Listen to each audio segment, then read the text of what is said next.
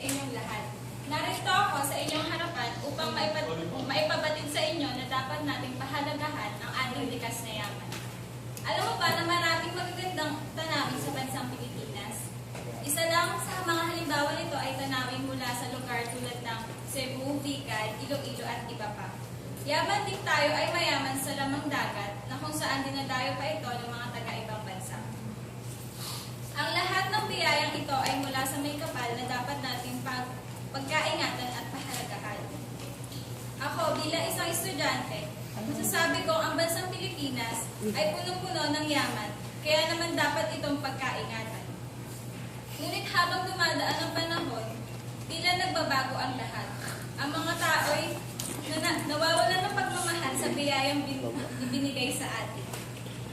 Marami ang umaabuso at ito ay kalabisan, na hindi nila ipinapakita na dapat itong mahalin.